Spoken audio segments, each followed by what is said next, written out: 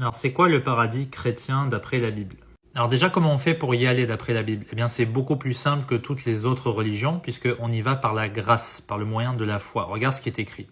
Tous ont péché et sont privés de la gloire de Dieu, qui est au paradis. Cependant, ils sont justifiés gratuitement par sa grâce, par la rédemption qui est dans le Christ Jésus. Christ, il va racheter les péchés de l'humanité en mourant à la croix. Son sang va couler, il va couvrir nos péchés. Et si tu crois en lui, la Bible dit tu n'es plus sous la condamnation, mais tu hérites de la vie éternelle, dès aujourd'hui. En plus de ça, la Bible décrit le paradis comme un lieu de paix et de repos. Regardez ce qui est écrit en Apocalypse.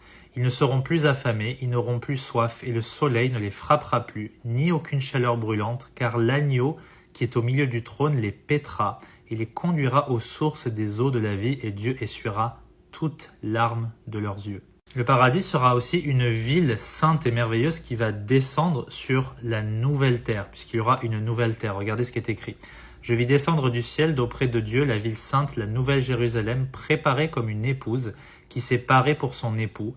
Et j'entendis du trône une voix forte qui disait « Voici le tabernacle de Dieu avec les hommes, il habitera avec eux et ils seront son peuple, et Dieu lui-même sera avec eux. » C'est aussi la vie éternelle sans maladie ni mort. Toujours en Apocalypse, on peut lire « Il essuiera toutes larmes de leurs yeux, et la mort ne sera plus, il n'y aura plus ni deuil, ni cri, ni douleur, car les premières choses ont disparu. » Point numéro 4, et c'est essentiel, le paradis, c'est la présence de Dieu.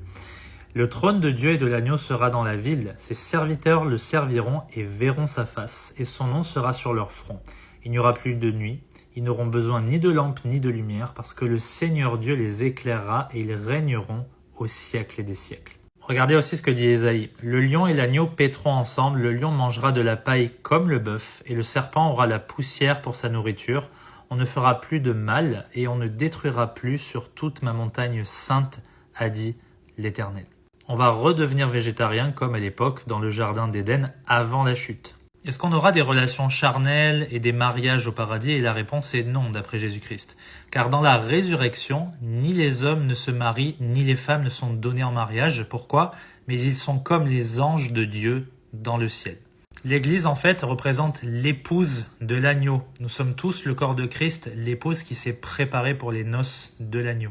Si vous voulez d'autres descriptions du paradis dans la Bible, vous pouvez lire Apocalypse 4 et 5 et à partir du chapitre 21 jusqu'au chapitre 22, ça fait 4 beaux chapitres sur ce qui se passera au paradis. Que Dieu vous bénisse.